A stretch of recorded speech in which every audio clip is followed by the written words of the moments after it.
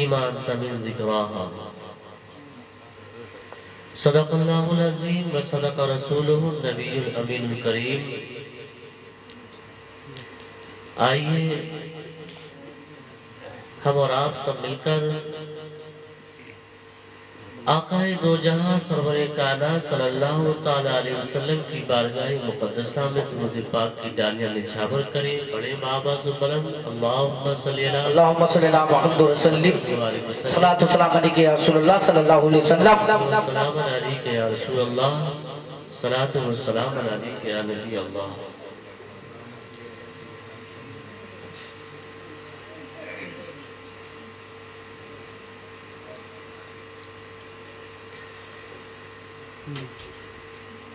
میں کچھ باتیں پیش کروں گا اور اسے آپ لوگ سن لیجیے۔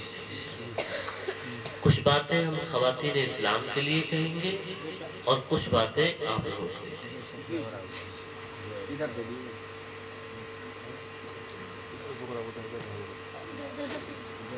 اور ایک حدیث پاک پڑھیں گے ہم، اسی حدیث شریف کی روشنی میں ہم بیان کریں گے۔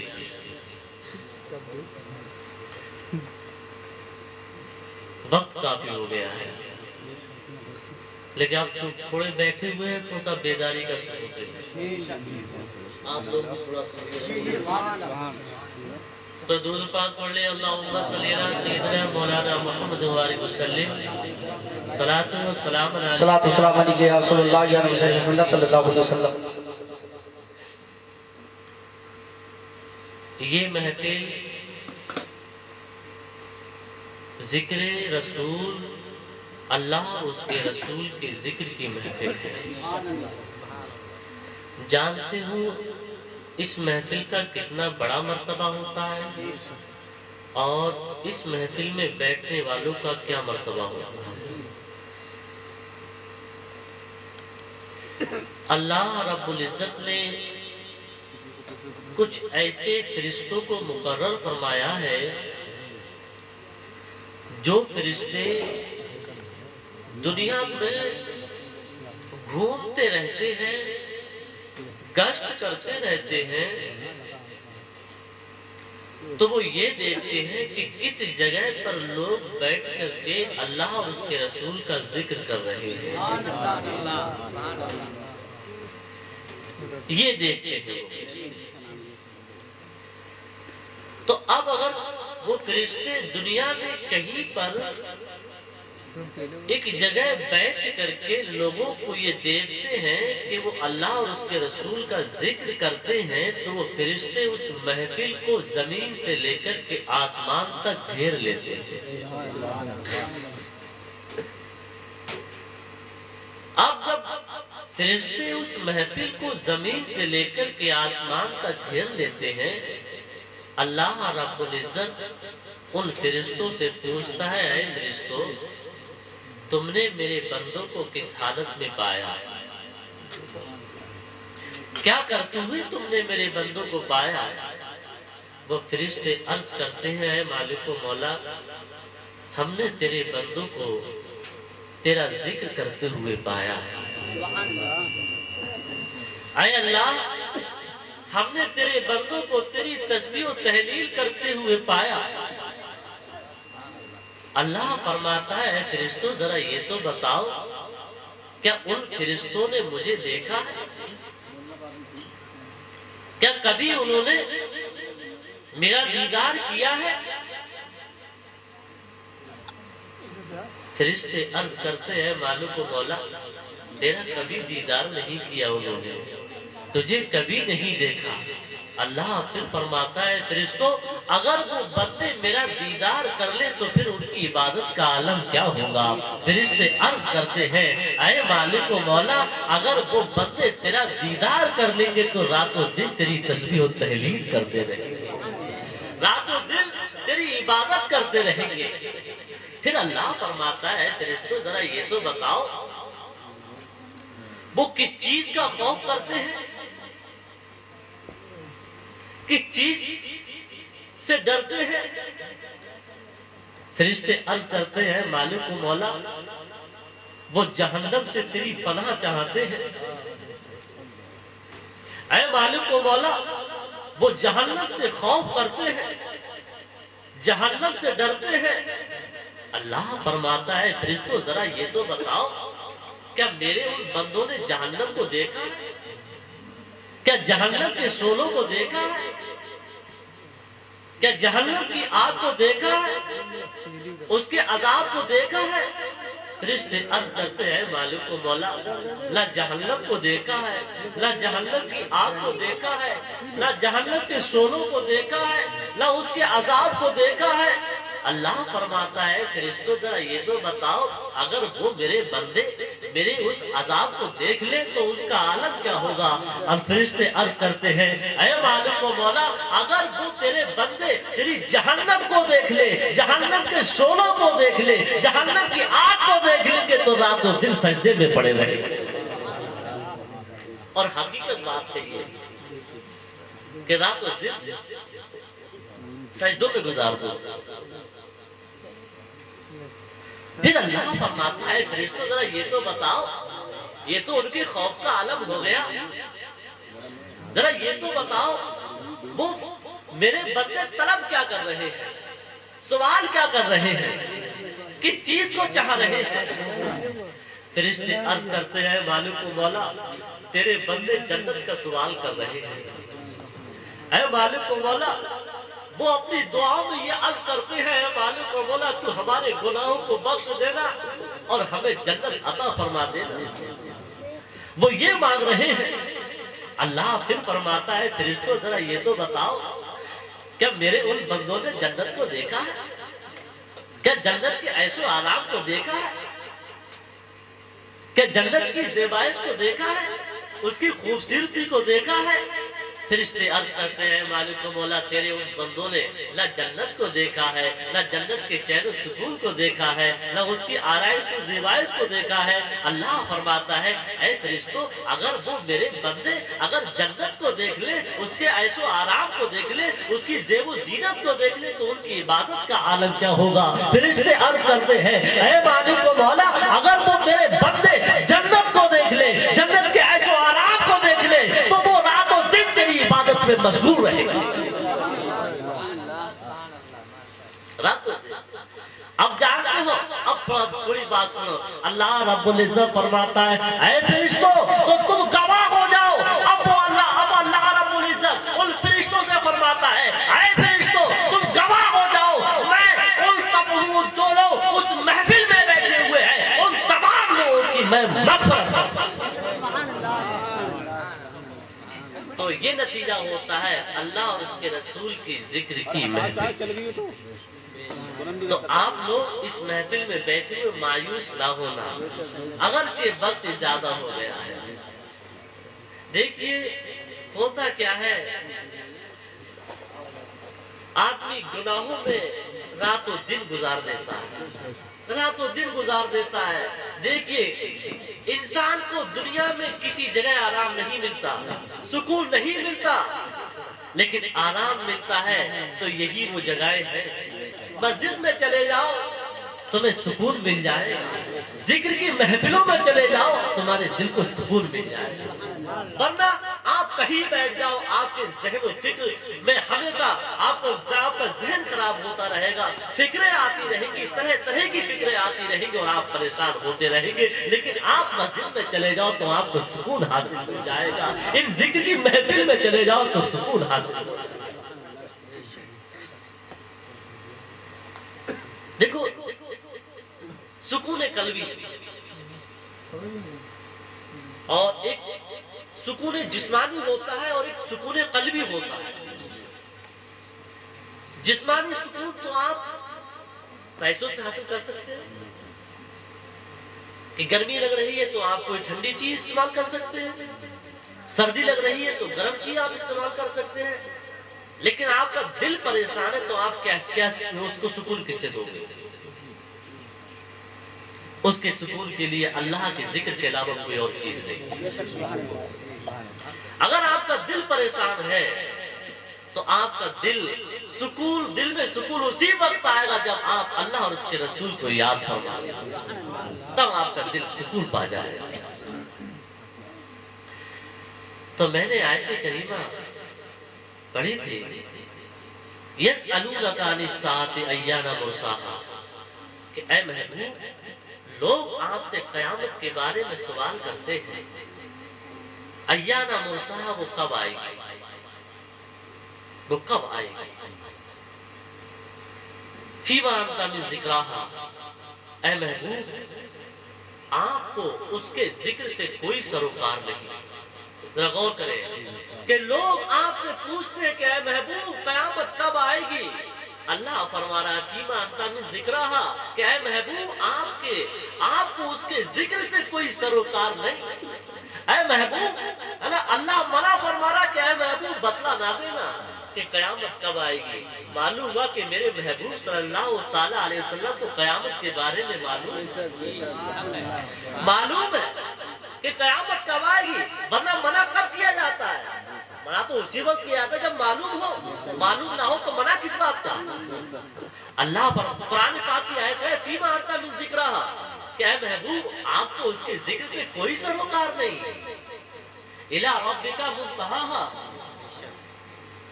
کہ اس کی انتہا تو آپ کے رب کی طرف ہے، اس کا معاملہ تو آپ کے رب کی طرف سپرد ہے۔ انما انت منذر من یخشاہا، کہ اے محبوب آپ تو ڈرانے والے ہیں لوگوں کو، من یخشاہا، جو ڈرے۔ تو اب آپ دیکھیے قیامت کے بارے میں پوچھا، مشکاۃ شریف کی پہلی حدیث جبریل، حضرت جبرائیل امین آقائے دو جہاں صلی اللہ تعالیٰ علیہ وسلم کی بارگاہ میں حاضر ہوئے۔ صحابہ کرام کا مجمع لگا ہوا ہے، صحابہ کرام بیٹھے ہوئے ہیں، سفید لباس میں حاضر ہوئے، بہت خوبصورت سفید لباس ہے، اور آ کر کے آقائے دو جہاں صلی اللہ تعالی وسلم کے سامنے دو زانو ہو کر کے بیٹھ جاتے ہیں۔ اس طریقے سے بیٹھتے کہ اپنے گھٹنوں کو آقائے دو جہاں صلی اللہ تعالی وسلم کے گھٹنے مبارک سے مس کر دیتے ہیں، ملا دیتے ہیں، اور عرض کرتے ہیں یا رسول اللہ اسلام کیا ہے؟ عرض کرتے ہیں یا رسول اللہ اسلام کیا ہے؟ اب دیکھیے جو صحابہ اکرام موجود تھے انہیں معلوم نہیں کہ جبرائیل ہے، انہیں معلوم نہیں۔ عرض کرتے ہیں یا رسول اللہ اسلام کیا ہے؟ اللہ کے رسول صلی اللہ تعالیٰ علیہ وسلم نے فرمایا اشہد ان لا الہ الا اللہ و اشہد ان محمد رسول اللہ، کلمہ شہادت پڑھنا، نماز قائم کرنا، زکوٰۃ دینا، روزہ رکھنا، اور حج کی استطاعت ہو تو حج کرنا، یہ اسلام ہے۔ پھر وہ حضرت جبرائیل علیہ السلام پھر عرض کرتے یا رسول اللہ ایمان کیا ہے؟ تو آپ نے فرمایا اللہ اور اس کی کتابوں پر اور اس کے فرشتوں پر اور اس کے رسولوں پر ایمان لے کر کے آنا، یہ ایمان ہے۔ پھر حضرت جبرائیل علیہ السلام عرض کرتے، کچھ باتیں میں بیچ میں چھوڑ رہا ہوں، عرض کرتے یا رسول اللہ قیامت کیا ہے؟ قیامت کیا ہے؟ آقا دو جہاں صلی اللہ تعالی علیہ وسلم فرماتے ہیں پوچھنے والے شخص آپ خوب جانتے ہو قیامت کب آئے گی؟ یعنی ہم سے پوچھنے کی کیا ہے کہ ضرورت ہے کہ پوچھنے والے آپ خود جانتے ہو کہ قیامت کب آئے گی۔ حضرت جبرائیل امین عرض کرتے ہیں یا رسول اللہ اگر آپ یہ نہ بتائیں کہ قیامت کب آئے گی تو کم سے کم اس کی نشانیاں بیان فرما دو، اس کی علامتیں بیان فرما دو۔ اب آپ وہ نشانیاں سن لیجئے۔ مشکاۃ شریف کی حدیث پاک ہے، باب آثار قیامت، عن ابی ہریرہ قال قال رسول اللہ صلی اللہ تعالی علیہ وسلم اذا اتخذ الفی دبلا والامانۃ مغنما والزکاۃ مغرما وتعلم لغیر الدین واطاع الرجل امرأته وابقى امه وادنى صديقه واقصى اباه وظهرت الاصوات في المساجد وساد القبيلة فاسقهم وقال زعيم القوم ارذلهم واكرم الرجل مخافة شره وظهرت القينات والمعازف وشربت الخمور ولعن آخر هذه الأمة أولها فارتقبوا عند ذلك ريحا حمراء زلزلة ومسخا وقذفا وخسفا خسفن کا آیات ہوتیا نظام سلکہو فتتابا. یہ حدیث اللہ کے رسول صلی اللہ تعالی علیہ وسلم تشریف فرما ہے، صحابہ کرام تشریف فرما ہے. اللہ کے رسول صلی اللہ تعالی علیہ وسلم ارشاد فرماتے ہیں، اے میرے صحابہ کہ جب لوگ مال غنیمت کو ہڑپنے لگے، مال غنیمت میں کو لوگ ہڑپنے لگے، ہوتا یہ تھا کہ اس وقت جب جہاد ہوتا تھا تو جہاد میں جو مال غنیمت ملا کرتا تھا تو اس مال غنیمت میں فقیروں کا، غریبوں کا بھی ایک حصہ ہوا کرتا تھا. تو اب آقائے دو جہاں صلی اللہ تعالیٰ علیہ وسلم فرماتے ہیں، اے میرے صحابہ جب وہ حصہ جو غریبوں کا، فقیروں کا ہو، اس حصے کو مجاہدین غریبوں کو تک نہ پہنچائیں، غریبوں کو سپرد نہ کریں، مسکینوں کو سپرد نہ کریں، تو اے میرے صحابہ سمجھ لینا کہ اب قیامت کا وقت قریب آ رہا ہے، قیامت کا وقت قریب آ رہا ہے. اسی طریقے سے دوسری نشانی بیان فرمائی، بل امانت و مغنمن، لوگ امانت کے مال میں خیانت کرنے لگے. مثال کے طور پر یہ ہے کہ کوئی انسان اپنے مال کو کسی کے پاس رکھ دے تو اب یہ امانت کے طور پر مال کہلاتا ہے کہ جیسے کسی نے کسی کے پاس رکھ دیا کہ بھائی ہمارے پاس حفاظت کا سامان کم ہے، اس مال کو آپ اپنے پاس رکھ لیجئے، اب جب ہم کو وقت پڑے گا تو اس مال کو ہم لے لیں گے، اس مال کو ہم لے لیں گے. اب میرے بھائیوں عزیزوں دیکھو، جب اس شخص کو اس مال کی ضرورت پڑتی ہے، اس نے اپنا مال رکھا تو امانت کے طور پر تھا کہ جب ہم کو وقت پڑے گا تو ہم اس مال کو لے لیں گے. لیکن جب اس انسان کو اس مال کی ضرورت پڑتی ہے، جب اس انسان سے کہتا ہے کہ اے بھائی ہمارا مال ہمیں عطا کر دو، تو جانتے ہو وہ کیا کہتا ہے؟ وہ یہ کہتا ہے کہ تم نے کب ہمارے پاس مال کو رکھا ہے، تم نے کب ہمیں مال کو دیا ہے، تمہارا کیسا مال ہے؟ وہ مال ہڑپ کر جاتا ہے. میرے عزیزوں آج کل یہاں تک نوبت آئی ہے کہ ایک بھائی اپنے مال کو اپنے بھائی کے پاس رکھ دیتا ہے، بھائی کو دے دیتا ہے کہ اے بھائی ہمارے پاس حفاظت کا سامان کم ہے، جب ہم کو ضرورت پڑے گی تو ہم آپ سے اپنا مال لے لیں گے. جب اس کو وقت پڑتا ہے اور اپنا مال اپنے بھائی سے مانگتا ہے تو بھائی یہی کہتا ہے، اے بھائی تم نے ہمارے پاس مال کو کب رکھا ہے، کیسا مال ہے، کیا مال ہے، ہم نہیں جانتے ہیں. میرے عزیزوں میرے دوستوں بھائی میں یہی لڑائی ہو رہی ہے، مال و دولت کے پیچھے لڑائی ہو رہی ہے. ایک بھائی اپنے بھائی کے مال کو دبا کر کے بیٹھ جاتا ہے. آقا دو جہاں صلی اللہ تعالی علیہ وسلم اسی کے لیے آج سے 1400 سال آقا دو جہاں صلی اللہ تعالی علیہ وسلم نے بیان فرما دیا، اے میرے صحابہ جب ایسے حالات پائے جانے لگے کہ ایک بھائی اپنے بھائی کے مال کو ہڑپ کر جائے، مال امانت میں خیانت کرنے لگے، تو سمجھ لینا کہ قیامت کا وقت قریب ہے.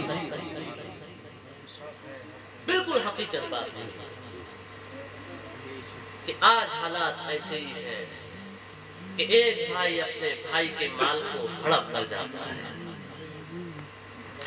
اور تیسری نشانی ہے بس زکات مغرمہ، کہ لوگوں کو زکات ادا کرنا گرا گزرے گا. حقیقت بات ہے کہ یا تو انسان زکات دیتا نہیں، گرا کا مطلب جو ڈنڈ سمجھنا، یا تو زکات انسان دیتا نہیں اور اگر دیتا ہے تو اس کو ڈنڈ سمجھتا کہ چلو صاحب ہمارے تعلقات والے آ گئے ہیں تو اب نظر چھپائی نہیں جا رہی، چلو دے دو. یہ تو کرتے ہیں، یہی کرتے ہیں. میرے آقا دو جہاں صلی اللہ تعالیٰ علیہ وسلم نے انہی حالات کو مد نظر رکھتے ہوئے آج سے 1400 سال پہلے بیان کر دیا ہے. میرے صحابہ اگر لوگ کے درمیان ایسے حالات پائے جائیں کہ انہیں زکات ادا کرنا گرا گزرے تو سمجھ لینا کہ قیامت کا وقت قریب آ رہا ہے. قیامت کا وقت قریب آ رہا ہے. تھوڑا سا آپ سنتے رہیے، بہت اچھی اچھی باتیں بتلاؤں، تھوڑا سنتے رہیے آپ ذرا. کہ قیامت کا وقت قریب آ رہا ہے. چوتھی نشانی آپ بیان فرماتے وَتُعَلِّمُ لِغَيْرِ الدِّينِ، کہ لوگ اپنے اپنے بچوں کو پڑھائیں گے تو لیکن دینی تعلیم نہیں پڑھائیں گے. دیکھیے حدیث بات ہے، حدیث بات ہے. وَتُعَلِّمُ لِغَيْرِ الدِّينِ، لوگ اپنے اپنے بچوں کو تعلیم تو دلائیں گے لیکن دنیاوی تعلیم دلائیں گے، دینی تعلیم سے اپنے بچوں کو آراستہ نہیں کریں گے. اچھا ایک بات بتلاؤ، عالم علم کا معنی جاننا آتا ہے، عالم کا معنی جاننے والا آتا ہے. کیا ڈاکٹر ہو، انجینئر ہو، انہیں عالم کہا جاتا ہے؟ بتلائیے، کوئی عالم کہتا ہے؟ کوئی نہیں. اور حالانکہ عالم کا معنی آتا ہے جاننے والا، جاننے والا، لیکن انہیں کوئی عالم نہیں. چاہے ڈاکٹر ہو، چاہے انجینئر ہو، جو بھی پڑھائی کر لے، دینی تعلیم نہیں ہو تو اسے عالم نہیں کہا جاتا. عالم کہا جاتا ہے تو کس کو کہا جاتا ہے؟ اسی کو عالم کہا جاتا ہے تو جو قرآن اور حدیث کی تعلیم حاصل کر لے اسے عالم کہا جاتا ہے. یہ خاصیت اسی کی ہے. ماشاءاللہ دیکھیے دو عالم،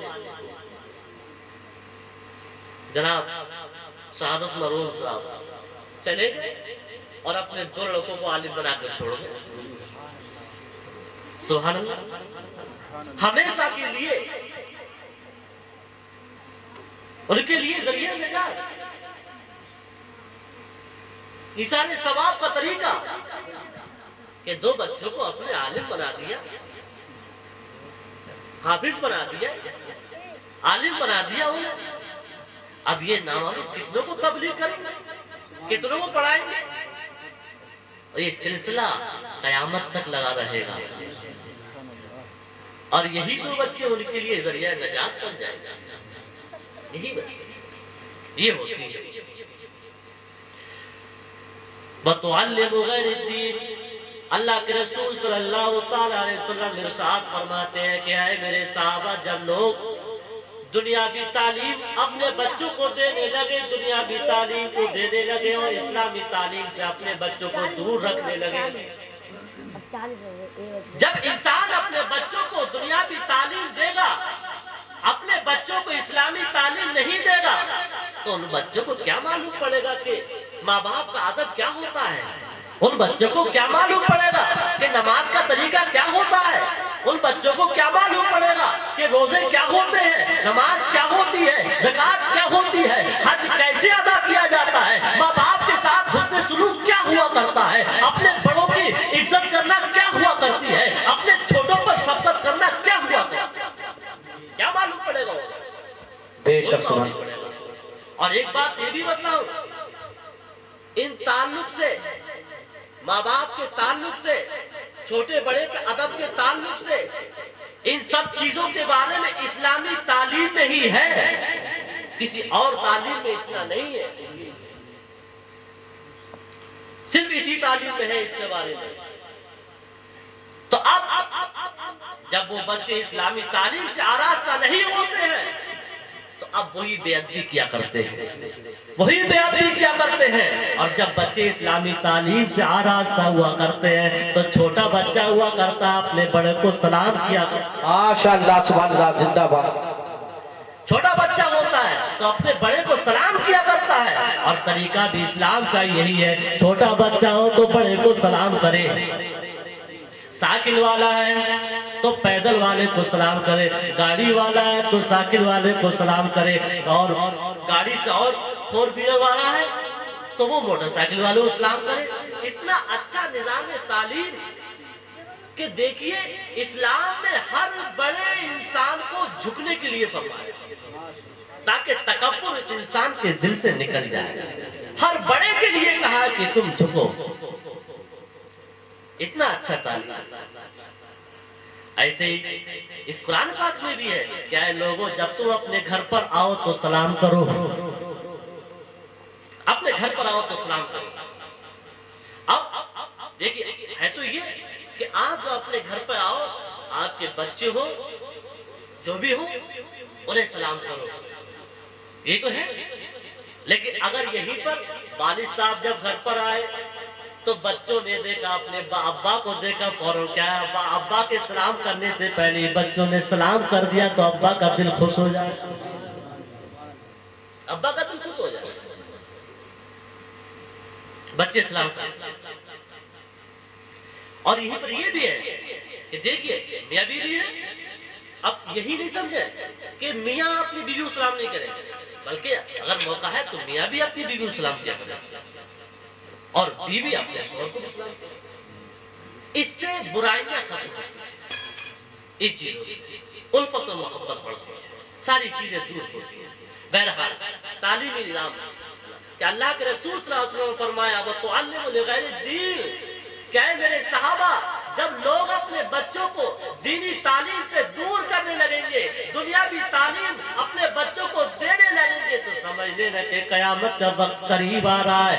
آگے 5ویں نشانیاں بیان فرماتے ہیں وَأَطَاعَ الرَّجُلُ امْرَأَتَهُ وَأَبْقَى أُمَّهُ۔ میرے دوستو اس بات کو آپ بہت غور سے سنیے، اللہ کے رسول صلی اللہ تعالیٰ علیہ وسلم ارشاد فرماتے ہیں وَأَطَاعَ الرَّجُلُ امْرَأَتَهُ وَأَبْقَى أُمَّهُ، انسان اپنی بیوی کا فرما بردار ہو جائے گا، اپنے ماں باپ کو دور کر دے گا، اپنی ماں کا نافرمان ہو جائے گا۔ آج ایسی حالات پائے جا رہے ہیں، انسان اپنے بچے کی شادی کرتا ہے، وہ بچہ اپنی ماں کا نافرمان ہو جایا کرتا ہے، وہ بچہ اپنی ماں کو برا کہنے لگتا ہے۔ صرف وجہ کیا ہوتی ہے؟ دیکھیے میں آپ کو بتلاؤں، وجہ پھر وہی سامنے آتی ہے کہ اس انسان کے پاس دینی تعلیم نہیں ہوا کرتی ہے۔ میں آپ کو بتلاؤں، مثال کے طور پر بتلاتا ہوں، دیکھیے کیسی کیا بات ہے، کیسے حالات ہیں کہ کوئی انسان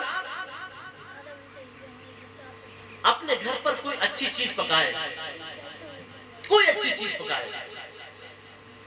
تو اب اچھی چیز پکاتا ہے تو اپنے دوست احباب کو مدعو کرتا ہے کہ فلاں کو بلاتا ہے کہ عبدالرحمن تم بھی آ جاؤ، عبدالماجد تم بھی آ جاؤ، پپو صاحب تم بھی آ جاؤ، فلاں صاحب تم بھی آ جاؤ۔ اب ماں باپ دور بیٹھے ہوئے اپنے بچے کا منہ تک رہے کہ اگر بیٹا ہم سے بھی کہہ دے نہ معلوم کتنی اچھی چیز پکی ہوئی ہے، کتنا اچھا حلوہ، کتنی اچھی چیز پکی ہوئی ہے، اگر بچہ ہم سے بھی کہہ دے تو ہم بھی کھا لیں۔ ایسے حالات ہیں اس پر، بالکل یہی حالات ہے۔ اور حدیث پاک میں بالکل یہی فرمایا وَأَطَاعَ الرَّجُلُ امْرَأَتَهُ وَأَبْقَى أُمَّهُ وَأَدْنَى صِدِيقَهُ وَأَقْصَى أَبَاهُ کہ انسان اپنی بیوی کا فرما بردار ہو جائے گا، اپنی ماں کا نافرمان ہو جائے گا، اپنے دوست و احباب کو قریب کرے گا اور اپنے باپ کو دور کر دے گا۔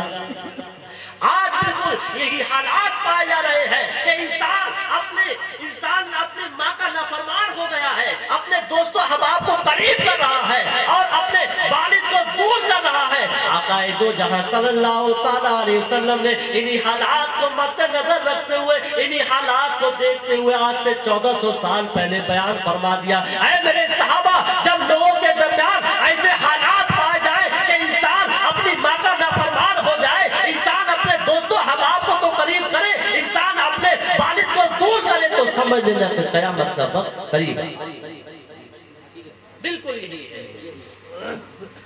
جانتے ہو ماں کی عزت کرنے کا نتیجہ کتنا بڑا ہے؟ قرآن پاک فرما رہا ہے فَلَا تَقُلْ لَهُمَا أُفٍّ وَلَا تَنْهَرْهُمَا کہ اے لوگوں تو اپنے ماں باپ کو اف تک نہ کہو، وَقُلْ لَهُمَا قَوْلًا كَرِيمًا وَقُلْ لَهُمَا قَوْلًا كَرِيمًا اور ان سے نرمی کی بات کرو، وَاخْفِضْ لَهُمَا جناح الذل من الرحمت اور ان کے لیے عاجزی کا بازو بچھا دو۔ اور پھر آگے اور ہے وَقُلْ رَبِّ ارْحَمْهُمَا كَمَا رَبَّيَانِي صَغِيرًا قرآن پاک میں دیکھیے اور ان کے لیے دعا کرو اے رب، اے میرے اللہ تو ہمارے ماں باپ پر رحم فرما، اے اللہ تو ہمارے ماں باپ پر مہربانی فرما۔ کیسی مہربانی فرما؟ ایسی مہربانی فرما کہ جب ہم چھوٹے تھے تو چھوٹپن پر وہ ماں باپ جیسے ہم پر مہربانی کیا کرتے تھے، اے مالک و مولا ویسے تو بھی ان پر کیا فرما مہربانی۔ دیکھو یہ قرآن پاک ہے۔ حقیقت بات یہ ہے کہ دیکھیے ایک مرتبہ بات کیا ہوئی تھی، آقا دو جہاں صلی اللہ علیہ وسلم کے زمانے میں 3 بھائیوں نے اپنے ماں باپ کو بیچ دیا تھا۔ اللہ کی پناہ، 3 بھائیوں نے اپنے ماں باپ کو بیچ دیا تھا۔ اب یہ معاملہ حضور صلی اللہ علیہ وسلم کی بارگاہ میں پہنچا۔ اب جب حضور صلی اللہ علیہ وسلم کی بارگاہ میں پہنچا تب اللہ رب العزت نے یہ آیت کریمہ نازل فرمائی، اور اللہ رب العزت نے ماں باپ کے مرتبے کو اتنا بڑھایا کہ ماں کے قدموں میں لا کر کے جنت کو رکھ دیا، اتنا مرتبہ بڑھایا۔ اور حقیقت بات یہی ہے کہ جب تک انسان کے ماں باپ ناراض ہیں اس انسان کی کوئی عبادت مقبول نہیں ہوگی، کوئی عبادت مقبول نہیں ہوگی۔ وہ 2 چیزیں ہیں، مردوں کے لیے ماں باپ اور عورت کے لیے شوہر۔ جب تک تمہارے ماں باپ تم سے ناراض ہیں تمہاری کوئی عبادت مقبول نہیں، اور عورت کا شوہر جب تک کہ اس عورت سے ناراض ہے اس عورت کی کوئی عبادت مقبول نہیں۔ 2 چیزیں اب میں آپ کو بتلاؤں، دیکھیے جب انسان کے لیے ماں دل سے دعا کر دے تو اس دعا کا نتیجہ کیا ہوتا ہے۔ میں کتاب پڑھا رہا تھا کلوری، اس کے اندر حکایت ہے حضرت سلیمان علیہ السلام کا گزر ہوا، کیونکہ آپ کی حکومت ہوا پر بھی تھی تو آپ ہوا میں پرواز ہو کر گزر رہے تھے، تو ایک سمندر سے گزر ہوا، اس سمندر سے لہریں اٹھ رہی تھی، وہ سمندر موجیں مار رہا تھا۔ حضرت سلیمان علیہ السلام نے ایک جن کو حکم دیا کہ جاؤ دیکھ کے آؤ کہ یہ سمندر کی موجیں کیوں اٹھ رہی ہیں۔ وہ جن آتا ہے اور پانی کی تہہ میں پہنچ جاتا ہے۔ جب پانی کی تہہ میں پہنچا تو اس نے کیا دیکھا کہ ایک گنبد ہے، بالکل بند گنبد ہے۔ اب جا کر کے عرض کرتا ہے حضور میں پہنچا، میں نے دیکھا کہ وہاں پر ایک گنبد ہے اور بند گنبد ہے، نہ معلوم اس کے اندر کیا ہے۔ حضرت سلیمان علیہ السلام فرماتے ہیں کہ اس گنبد کو اوپر کرو، اس قبے کو اوپر کرو۔ وہ جن گیا اس قبے کو اوپر لے کر کے آیا۔ حضرت سلیمان علیہ السلام نے عرض کی مولا اس قبے کے دروازے کو کھول دے۔ آپ نے دعا کی، اللہ رب العزت نے اس کے دروازے کو کھول دیا۔ دیکھتے کیا ہے کہ اس میں ایک نوجوان بیٹھا ہوا ہے اور اللہ رب العزت کی عبادت کر رہا ہے، اللہ رب العزت کی عبادت کر رہا ہے۔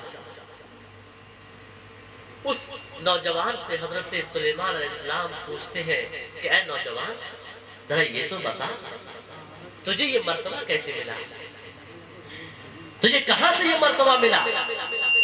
وہ نوجوان عرض کرتا ہے حضور میں اپنی ماں کی خدمت کیا کرتا تھا، میں اپنی ماں کی خدمت کیا کرتا تھا تو میری ماں نے مجھے یہ دعا دی تھی کہ اے اللہ تو میرے بیٹے کے لیے ایسا مکان بنا، ایسا مکان بنا جو نہ آسمان پر ہو اور نہ زمین پر ہو۔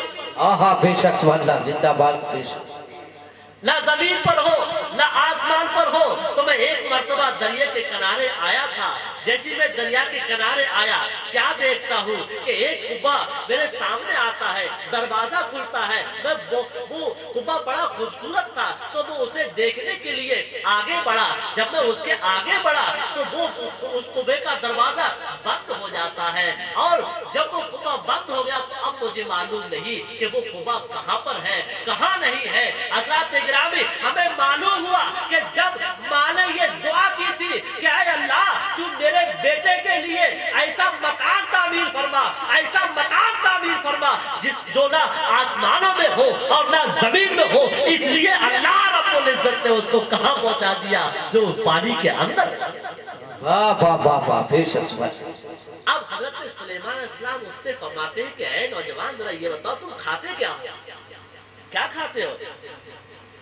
وہ نوجوان عرض کرتا ہے کہ جب مجھے کھانے کی خواہش ہوتی ہے تو ایک درخت اس پتھر میں درخت نمودار ہو جاتا ہے اور اس پر پھل لگ جاتے ہیں، وہ پھل میں کھا لیا کرتا ہوں، اور جب میں پینے کی خواہش ہوتی ہے تو اسی پتھر سے پانی ہے نا خشک یہ میٹھا اور اچھا سفید پانی اس سے بہنے لگتا ہے، میں اسے پی لیا کرتا ہوں۔ ماشاءاللہ۔ تو یہ ماں کی خدمت کا نتیجہ، ماں کی خدمت کا نتیجہ ہے۔ تو اسی طریقے سے ماں کی انسان کو اپنے ماں باپ کو راضی رکھنا چاہیے۔ اگر ماں اپنے بیٹے کے لیے دعا کر دے گی تو اللہ رب العزت اس دعا کو قبول فرما لے گا، آمین سبحان اس دعا کو قبول فرما لے گا۔ چلو ایسی اب آپ کی تھوڑی بات اور بتلاؤں کہ جب عورت اپنے شوہر کی نافرمان ہو تب، اسی کتاب میں نے پڑھا اور پڑھا رہا تھا کہ ایک عورت نے یہ نظر مانی، اس کا ایک ہی لڑکا تھا، وہ لڑکا اتفاق سے بیمار ہو گیا، تو اب اس عورت نے یہ نظر مانی، اے اللہ اگر تم میرے بیٹے کو صحیح کر دے تو 7 دن کے لیے میں دنیا چھوڑ دوں۔ آپ نظر دیکھیے کہ اے اللہ اگر تو میرے بیٹے کو صحیح کر دے تو 7 دن کے لیے میں دنیا چھوڑ دوں گی۔ یہ اس عورت نظر مانی۔ اب اللہ رب العزت نے اس کے بیٹے کو صحیح کر دیا۔ اب جب بیٹا صحیح ہو گیا تو اب وہ نظر پوری کرنا بھول گئی عورت۔ جب نظر کرنا پوری تو خواب میں دیکھتی ہے کہ کوئی کہنے والا کہتا ہے کہ تم نے نظر مانی تھی اور تم نے نظر پوری نہیں کی۔ اب اسے خیال آتا ہے، فوراً خیال آیا کہ ہاں نظر پورا کرنا تھا ہمیں۔ اب وہ عورت اپنے بیٹے سے کہتی ہے بیٹا قبرستان میں جا کر کے ایک قبر تیار کر دیا، قبر تیار کر دیا۔ بیٹے کو ساری بات بتلائی کہ بیٹا بات ایسی تھی کہ میں تم جب بیمار ہوئے تو میں نے یہ نظر مانی تھی کہ 7 دن کے لیے دنیا چھوڑ دیں گے۔ اب بیٹا قبرستان جاتا ہے، قبرستان گیا اور قبر کو اس نے کھود دیا۔ ماں گئی، ماں اس میں قبر میں لیٹ جاتی ہے اور بیٹا اوپر تختے لگا دیتا ہے۔ اب آپ دیکھیے اچانک کیا ہوتا، اس بچے نے تختے لگا دیے، مٹی سب کچھ جیسے قبر میں کیا تھا ویسے کر دیا اس نے۔ اب وہ ماں، وہ عورت کیا دیکھتی ہے قبر میں کہ اچانک اس کے سرہانے سے ایک کھڑکی کھلتی ہے۔ جب وہ اسے دیکھتی ہے تو دیکھتی کیا ایک باغ ہے، اس باغ میں ایک حوض ہے، اس حوض کے پاس 2 عورتیں بیٹھی ہوئی ہیں اور وہ دونوں عورتیں اسے آواز دیتی کہ تم اکیلی کیوں بیٹھی، ادھر آؤ ادھر آؤ۔ اب یہ عورت ان کے پاس جاتی ہے، جب ان کے پاس گئی پہنچی تو اب دیکھتی کیا ہے کہ ایک عورت تو بڑے سکون سے ہے کہ اس پر ایک پرندہ اپنے پروں سے ہوا کر رہا ہے، ایک عورت، اور ایک عورت ایسی حالت میں ہے کہ ایک پرندہ اس کے چونچے مار رہا ہے، اور چونچے اس طریقے سے مار رہا تھا کہ جب وہ چونچے مارتا تھا تو وہ عورت بل چیختی تھی۔ اللہ کا تو اب یہ عورت جو قبر سے اٹھ کر کے گئی تھی وہاں پر ان کے پاس میں، تو اب یہ پوچھتی کہ بہن ذرا یہ بتاؤ کہ تمہارے تو یہ سر پر پرندہ ہوا کر رہا ہے، اس کی وجہ کیا ہے؟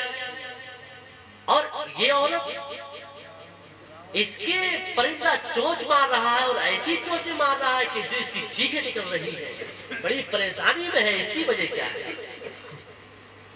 تو وہ عورت کہتی ہے کہ اے بہن بات یہ ہے کہ میرے پرندہ جو یہ ہوا کر رہا ہے اس کی وجہ یہ ہے کہ جب میں دنیا سے جب آئی تھی، جب میرا انتقال ہوا تھا تو اس حال میں ہوا تھا کہ میرا شوہر مجھ سے راضی تھا، اور اس عورت یہ بہن جو اس کے سر پر پرندہ چونچے مار رہا ہے، اسے تکلیف ہو رہی ہے، یہ جب آئی ہے تو اس کے آنے کا نتیجہ یہ ہے کہ اس حال میں آئی ہے کہ اس سے شوہر اس کا ناراض تھا، تو اس ناراضی کی وجہ ہے جو اللہ رب العزت نے عذاب کا پرندہ اس کے اوپر مسلط کر دیا۔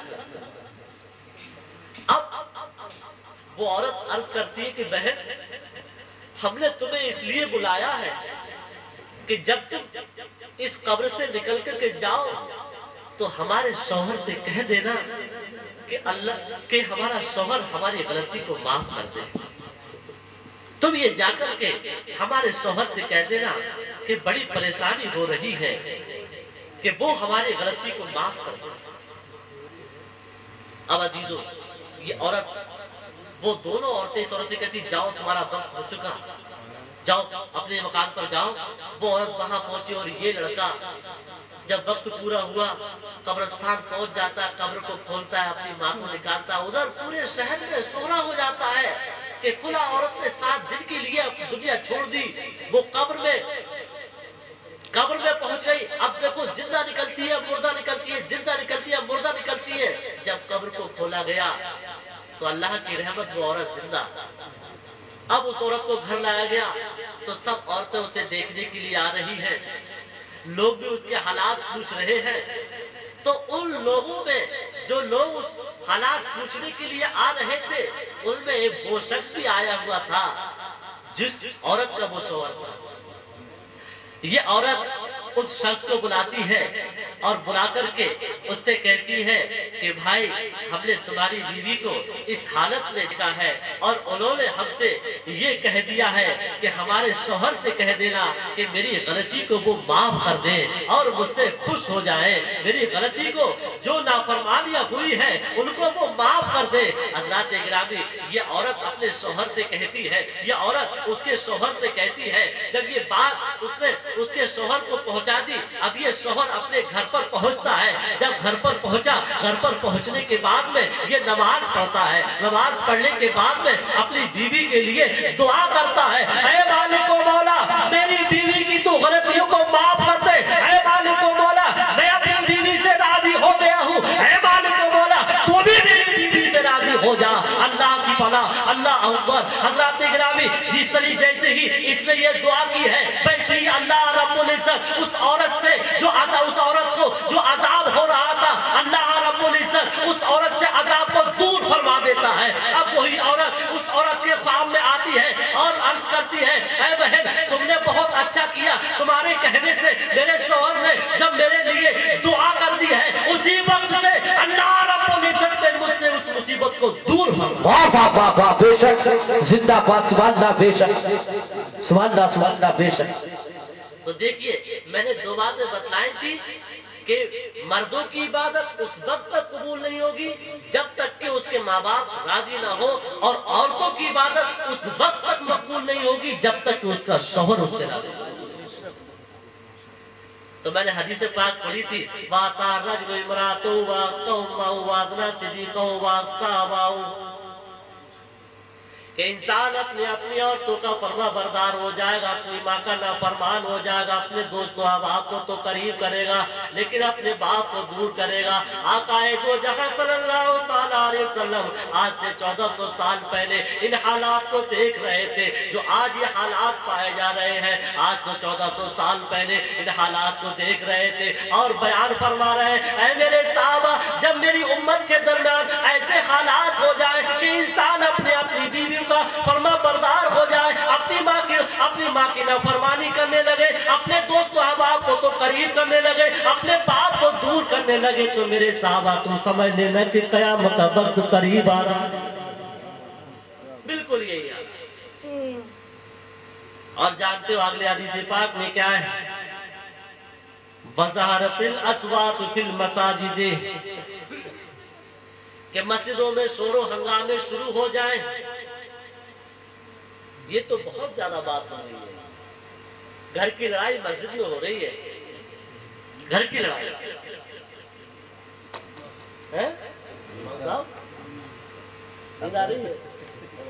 گھر کے حالات، کوئی بات امام صاحب کوئی بات کہہ رہے ہیں وہیں پر شروع. گھروں کی پنچایت مسجد میں ہو رہی ہے، ہنگامے ہو رہے ہیں، بات پر لڑائیاں ہو رہی ہیں کہ اس نے چندہ نہیں دیا، اس نے یہ نہیں کیا، اس نے ایسا نہیں کیا، وہ ایسا کر رہا ہے، وہ ایسا کر رہا ہے. ساری باتیں مسجد میں ہی کرنے کو رہ گئی، جبکہ مسجد میں شور کرنا حرام، ہنگامہ کرنا حرام، دنیاوی باتیں کرنا حرام. آپ مسجد میں ذکر کیجئے، اللہ کا ذکر کیجئے۔ مسجد جو بنائی گئی ہے وہ اللہ اور اس کے رسول کے ذکر کرنے کے لیے بنائی ہے۔ اللہ کے رسول صلی اللہ تعالیٰ علیہ وسلم انہی حالات کو آج سے 1400 سال پہلے دیکھ رہے تھے کہ میری امت میں ایک زمانہ ایسا بھی آئے گا کہ میری امت کے لوگ مسجدوں میں شور و ہنگامہ کریں گے، بات بات پر لڑائیاں ہوں گی، بات بات پر مسجدوں میں شور و ہنگامے ہوں گے، طرح طرح کی باتیں ہوں گی۔ اللہ کے رسول صلی اللہ تعالیٰ علیہ وسلم 1400 سال پہلے ان حالات کو دیکھ رہے تھے اور فرما رہے اے میرے صحابہ، جب مسجدوں میں شور ہنگامے ہونے لگے، جب مسجدوں میں بات بات پر ہنگامہ آرائیاں ہونے لگے، لوگ شور شرابے کرنے لگے، لڑائیاں جھگڑا کرنے لگے، تو اے میرے صحابہ تم سمجھ لینا کہ قیامت کا وقت قریب آ رہا ہے۔ بالکل کی بات ہے۔ اب دیکھو اگلی بات جو بیان کر رہا ہوں بڑی کڑوی ہے، کچھ لوگوں کو بڑی کڑوی لگے گی وہ۔ بساد القبیلۃ فاسقہم، کہ قبیلے کا سردار، قبیلے کا مکھیا فاسق بن جائیں گے۔ لیکن جو حدیث بات سنا کے دیں بساد القبیلۃ فاسقہم، کہ قبیلے کا سردار، قبیلے کا مکھیا، پردھان جی کون ہو جائیں گے؟ سرپنچ لوگ کون ہو جائیں گے؟ فاسق لوگ ہو جائیں گے۔ اللہ کے رسول صلی اللہ تعالیٰ علیہ وسلم آج سے 1400 سال پہلے دیکھ رہے تھے۔ میرے عزیزوں، اس سے پہلے کیا ہوتا تھا؟ فیصلے کرنے والے لوگ قاضی ہوا کرتے تھے، اور وہ قاضی جانتے ہو کیسے ہوا کرتے تھے؟ عالم ہوا کرتے تھے، وہ شریعت کے مسائل کو جانا کرتے تھے، وہ کسی کی طرفداری نہیں کیا کرتے تھے۔ اگر بیٹا ہے تو بیٹے کو پھانسی لگا دی۔ بادشاہ کی آپ تاریخ پڑھ کے دیکھیے، اگر بیٹا پھنس گیا تو بیٹے کو پھانسی لگا دی۔ وہ کون ہوتے تھے؟ قاضی لوگ ہوا کرتے تھے، عالم ہوا کرتے تھے، پرہیزگار ہوا کرتے تھے، متقی و پرہیزگار ہوا کرتے تھے، تب فیصلے ہوا کرتے تھے۔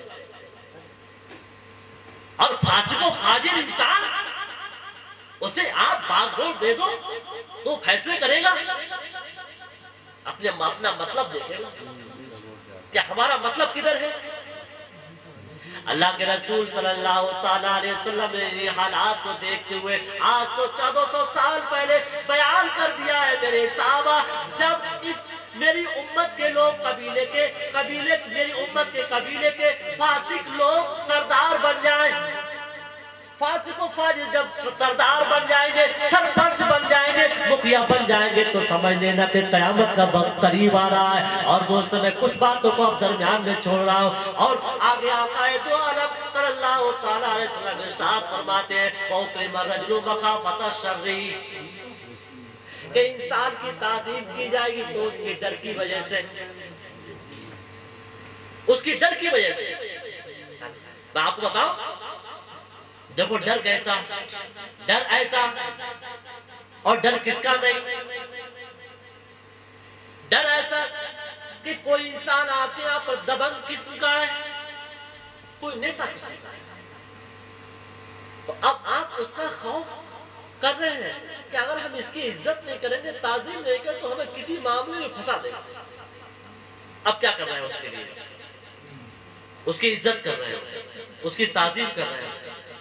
اب وہ گھر پہ آتا ہے تو بہترین ہے نا، چارپائی بچھا دی، چارپائی پہ آپ نے دری بچھا دی، چادر بچھا دی، سب کچھ۔ کوئی بڑا انسان دبنگ قسم کا ہے، اور اگر وہیں پر میرے دوستوں میرے عزیزوں کوئی متقی کوئی پرہیزگار شخص ہے لیکن گھر سے غریب ہے، اگر وہ آپ کے پاس آتا ہے تو سلام کرتا ہے، آپ کو سلام کرتا ہے تو مشکل سے تو آپ جواب دیتے ہیں، مشکل سے جواب دیتے ہیں، اور پھر آپ تو کرسی پہ بیٹھے ہو، شخص سے یہ نہیں کہہ سکتے کہ تم کرسی پہ یہاں بیٹھ جاؤ، اس کے لیے بیٹھنے کو بھی نہیں کہیں گے، اس کی تعظیم نہیں کرو گے۔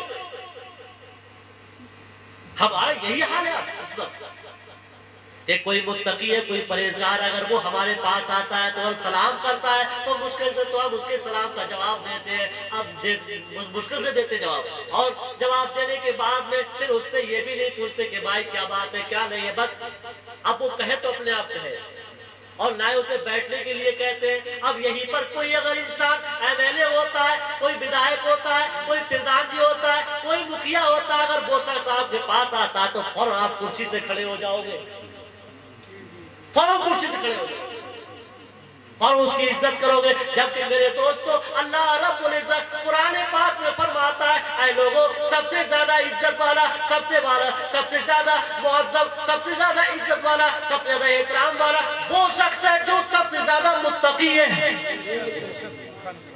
سب سے زیادہ متقی ہے۔ قرآن پاک فرما رہا ہے کہ اے لوگوں اسی کا ادب کرو، اسی کا ادب کرو جو سب سے زیادہ پرہیزگار ہے، جو سب سے زیادہ متقی ہے، چاہے غریب ہو، سبحان اللہ، بے شک، چاہے غریب ہو۔ واہ واہ واہ۔ لیکن میرے دوستو اللہ کے رسول صلی اللہ تعالیٰ علیہ وسلم نے آج سے 1400 سال پہلے انہی حالات کو دیکھتے ہوئے فرمایا تھا وہ رجل مخافۃ الشرع کہ انسان کی عزت کی جائے گی، انسان کی تعظیم کی جائے گی تو اس کے ڈر کی وجہ سے کی جائے گی، اس کے خوف کی وجہ سے کی جائے گی۔ تو آقا دو جہاں صلی اللہ تعالیٰ علیہ وسلم نے ارشاد فرمایا اے میرے صحابہ جب ایک انسان دوسرے انسان کی تعظیم کرے تو اس کے خوف کی وجہ سے کرے تو سمجھ لینا کہ قیامت کا وقت قریب آ رہا ہے۔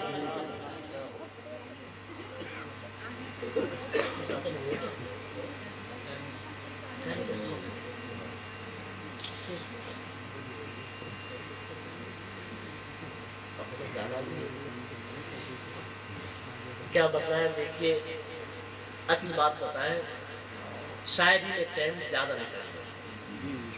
اب ہمارا دل تو منع کرنے کو نہیں چاہتا ہے لیکن شاعری میں وقت زیادہ لگتا ہے۔ دیکھو عام لوگوں کے، ہماری ماں اور بہنوں کی جو سننے کی چیزیں ہیں وہ دینی باتیں، شاعری میں وقت زیادہ نہ لگتا، زیادہ وقت نہ لگتا۔ اب کچھ کہہ رہے تو کہہ دو تو صاحب، اگر کچھ زیادہ کہہ دو کہ نہیں ہم بولیں گے تو اب کچھ، اس لیے یہ چیز بیان ہونا چاہیے چاہے جو بھی بیان۔ دیکھو بیان کرنے میں آواز نہ دے گا، بس اچھی بات ہے، اچھی بات ہے یہ ہونا چاہیے۔ تھوڑی بات اور سن لو میں پھر اپنی بات کو ختم کرو۔ دیکھو بہت اچھی بات ہے، عبرت والی باتیں ہیں۔ آگے اللہ کے رسول صلی اللہ علیہ وسلم ارشاد فرماتے ہیں وَظَهَرَتِ الْقَيْنَاتُ وَالْمَعَازِفُ، اور ناچ گانے ڈھول باجے تاشے ظاہر ہو جائے۔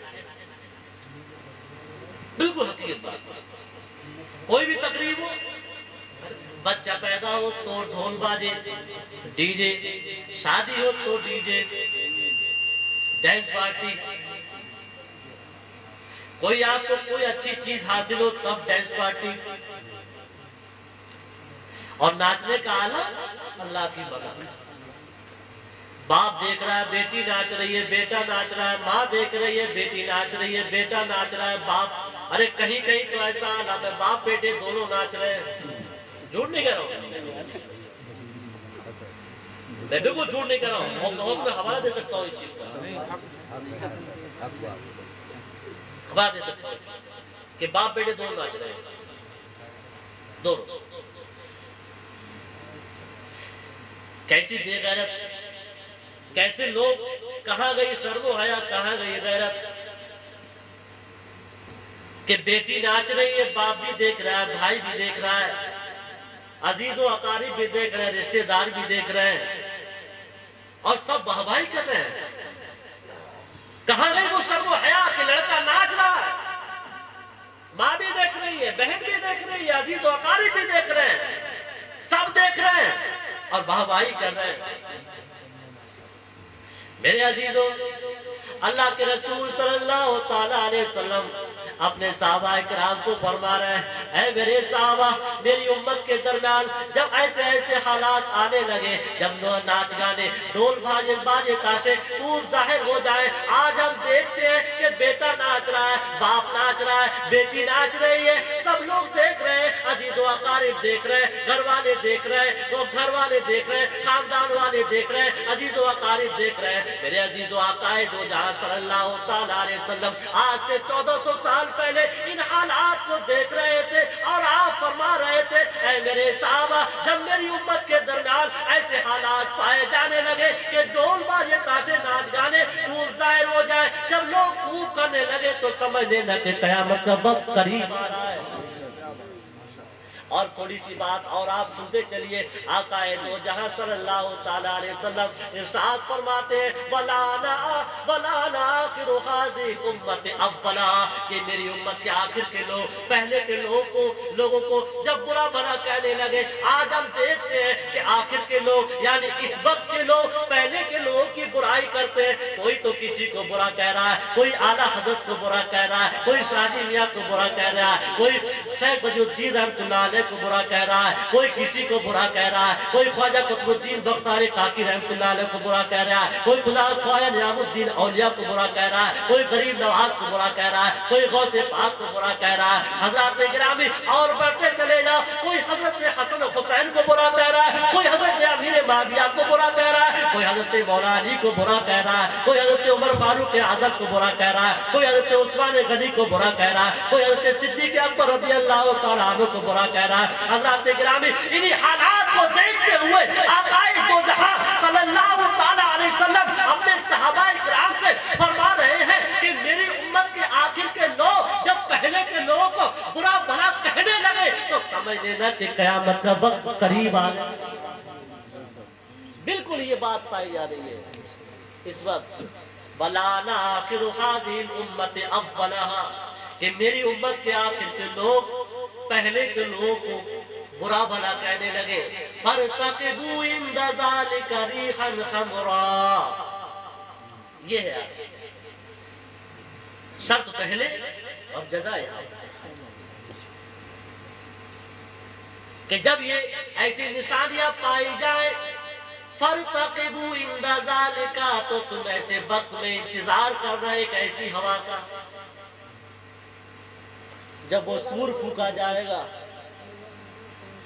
जब वो हवा चलेगी तो सबके सब लोग मस्त हो जाएंगे। ज़लज़लतन, ज़लज़ला आएगा,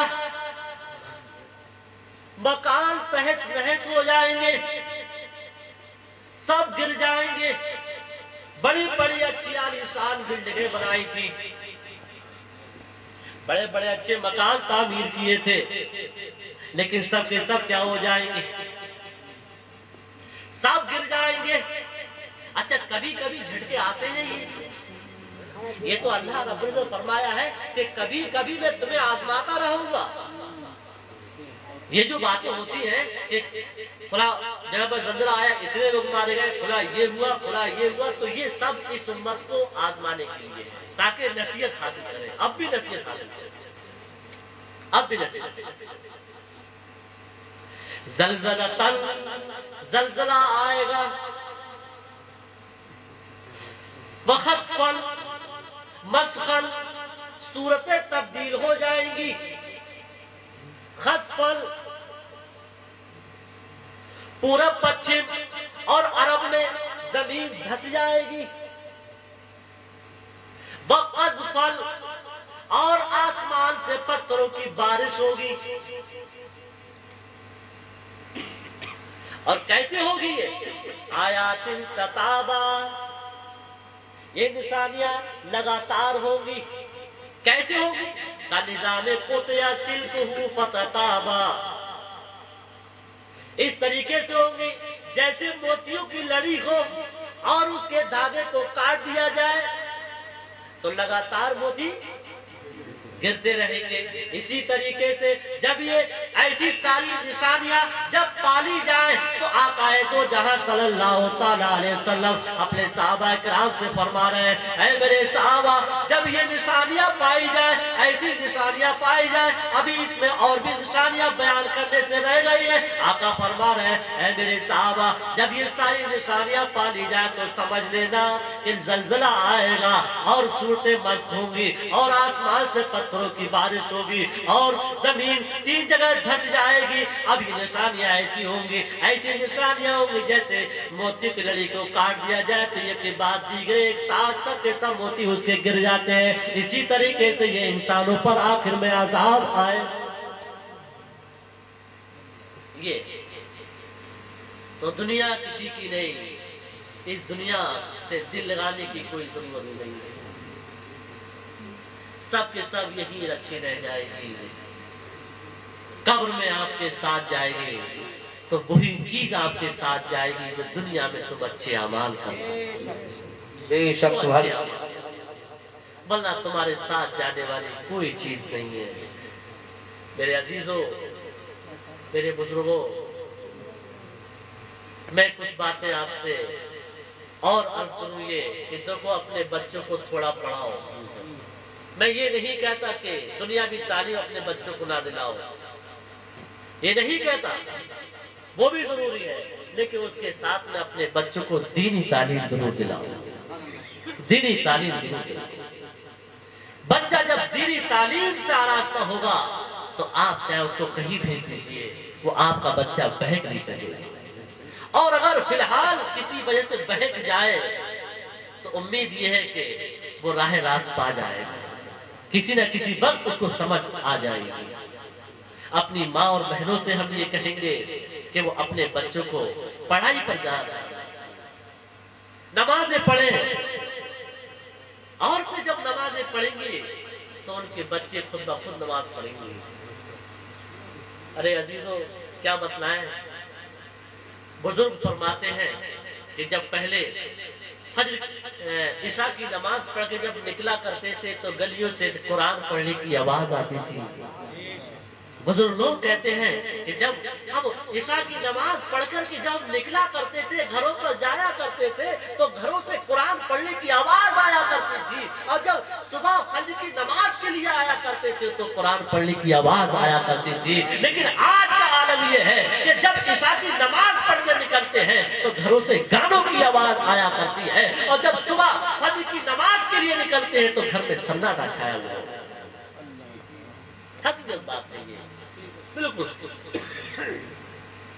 آج کل بڑے بڑے موبائل, لڑکے آج کل بڑے بڑے موبائلوں میں مست ہو گئے ہیں. اتنے مست ہو گئے لڑکی کیا ماں باپ بھی ہو گئے ہیں. دیکھیے, ماں باپ کے پاس ٹائم نہیں رہا بچوں کو سمجھانے کا, بچوں کے پاس ٹائم نہیں رہا ماں باپ سے نصیحت حاصل کرنے کا. اب تو موبائل میں مست, تھوڑا بہت وقت مل رہا ہے جلدی سے موبائل نکالا اسی کو اپنے دیکھ لیں. یہ ورنہ ہوتا کیا تھا, باپ کام کر کے آیا, اپنے بچوں بیٹھا, بچوں کو دیکھا کون بچہ کہاں, کون کہاں گیا, سب کو بلایا کہ تم کہاں گئے, تم کہاں گئے, تم نے کیا کیا, تم نے کیا کیا, سب کو پوچھا. کسی غلط کام کیا تو باپ سمجھا رہا ہے کہ بیٹا ایسا کام نہیں کرتے, یہ کام غلط کیا گا, آئندہ کیا تمہیں سزا ملے گی, تم پیٹے جاؤ گے. اور اچھا کام کیا بیٹا, بہت اچھا کیا, اور اچھے کام کرو. آج کیا پڑھ کے آئے ہو, کیا پڑھا تم نے. یہ سب باپ کی پوچھنے کی ذمہ داریاں ہیں, ماں کے پوچھنے کی ذمہ داریاں ہیں. لیکن باپ آتا ہے وہ بھی موبائل دیکھنے میں مست ہو جاتا ہے. بیٹا آیا, بیٹا بھی کیا اسے تھوڑا ٹائم ملا تو وہ بھی اپنے مست ہو گیا. تو اب دونوں کے پاس وقت نہیں رہا. باپ کو اپنے بیٹے کو سمجھانے کا نہیں رہا, بیٹے کو اپنے باپ سے کچھ نصیحت حاصل کرنے کا وقت نہیں رہا. یہی خرابی آتی ہے. دولت تو بہت ہے لیکن بچے کے ساتھ زندگی گزارنے کا اس کے پاس وقت نہیں ہے. کہاں سے شفقت آئے گی بچے میں. بچے اپنے ماں باپ کو کیسے ادب کریں گے جب انہیں معلوم ہی نہیں ہے, انہیں یہ حالات معلوم ہی نہیں کہ ہمارے ماں باپ نے ہمارے ساتھ کیا سلوک کیا ہے, کیسے برتاؤ کیا ہے.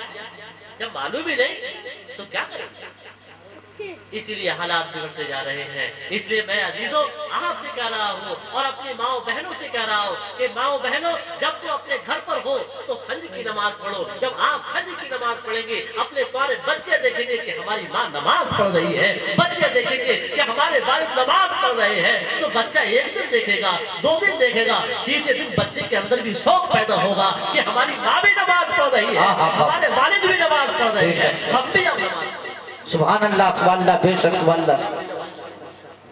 اور جب ماں باپ نماز کو چھوڑے ہوئے ہیں تو بیٹے سے بھی نہیں کہہ پاتے, کیونکہ نماز کہ کہنے کے لیے ضروری ہے کہ پہلے خود بھی کیا پڑھتے ہو, نماز پڑھتے ہو. اور میرے عزیزوں, جس شخص نے نماز کی پابندی کر لی تو دنیا کی ساری برائیوں سے وہ بچ گیا. اگر نماز انسان 5 وقت کی نماز پڑھ لے گا تو دنیا کی ساری برائیوں سے وہ بچ جائے گا. ہم اپنی ماں اور بہنوں سے کہتے ہیں, اے ماں اور بہنوں تم 5 وقت نماز ہی بن جاؤ تو دنیا کی ساری برائیوں سے بچ جاؤ گی, تمہارے بچے بھی اچھے ہو جائیں گے, تمہارا معاشرہ بھی اچھا ہو جائے گا. السلام علیکم.